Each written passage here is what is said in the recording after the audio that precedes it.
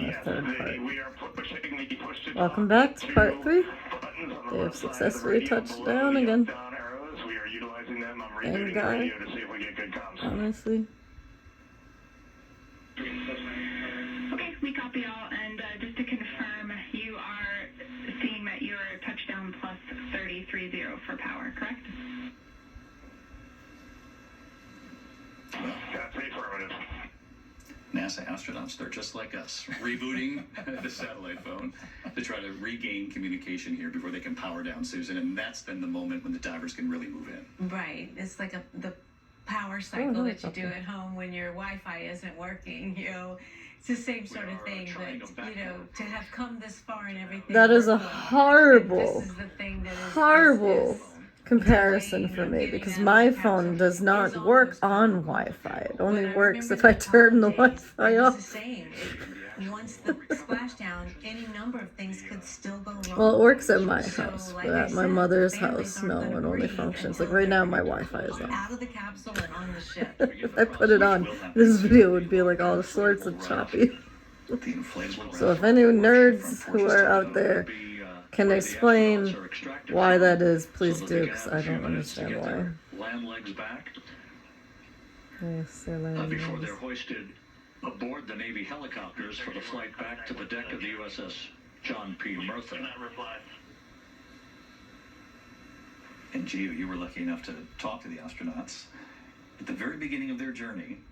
That was the first, David. I would love to go to space. I just couldn't do the takeoff or touchdown again. And it was remarkable because I remember speaking with Victor Glover and saying to him, with so much division. Although when it's an airplane, I love takeoff. Again, coming back down is horrible. I see one humanity. And then there was that Look at all the buoys. just before That's they lost very communication the first time as they went around the moon, when he repeated those words from Jesus, when he said the greatest commandment is to love one another. And then we had that blackout behind the moon. It was remarkable to hear those really human stories. No question about that. And these astronauts seem fully aware of the times that we're in and sort of the political divide and all of the stuff that we also take in on a daily basis. And they knew that what they were doing was hopefully achieving, making history in their journey to the moon and back. And they certainly have done that. And they were, in this most recent press conference that they did on the eve of their return, very clear that while we have enjoyed these images and seen those moments where there was real camaraderie, the brothers and sister on that capsule in embracing one another, but most importantly, they wanted to be able to bring all of this back. They said they had so much more to do with what they had discovered while in space, what they had seen on the far side of the moon. Is there any chance that the pass into NRD? We know these teams will conduct a quick hazard assessment in the water before actually opening the hatch as well. There you see one of those MH-30 helicopters, MH-60 copters, which will transport the astronauts from the raft right back to the USS John Murtha, which is only about 1.5 miles from the splashdown site. We know in the first helicopter, mission specialist Christina Cook, pilot Victor Glover. Victor, of course, is the one who said it's like riding a fireball through the atmosphere, and they have landed now in the Pacific. For the establishment of communications between Integrity and the recovery team that is basically standing by very close to the spacecraft. We're going to go to the deck of the USS John P. Murtha, where Megan Cruz is standing by with Administrator Jared Isaacman. The second helicopter will carry mission specialist Jeremy Hansen. Of course, the Canadian on board who made history as well, and Commander Reed Weissman. And Commander Weissman is the one who lost his wife, Carol. And it was that team in space together who decided, let's name one of the craters we've discovered and seen with our own eyes after Carol.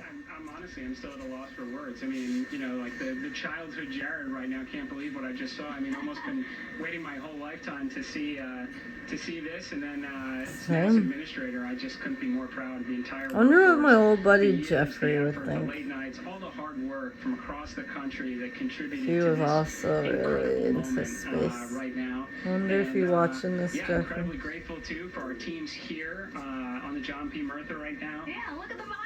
I bet you're psyching out right now if you are.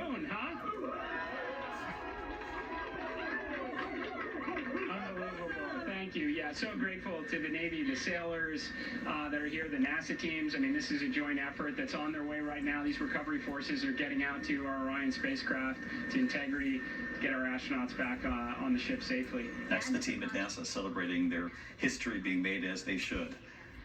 As we wait for communication between the dive teams and Integrity right there in the water.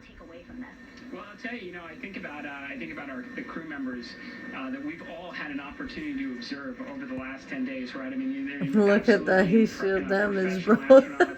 Wonderful communicators, almost poets. But then It's nice to be able to actually look at it instead of having to study stupid math. I can't imagine a better God, I crew than hate the math. Artemis 2 crew that just completed a Lots of perfect math mission in right now. astronomy, So, yes, though. it's a Nothing huge but moment for math, pretty everybody, much. right? I mean, A little we're back in the philosophy, but business of mostly. sending astronauts to the moon, bringing them back safely, and to set up for a series more. I mean, this is not a once in a lifetime, which you hear sometimes around here. It's like, this was a once in a lifetime. No, it's not.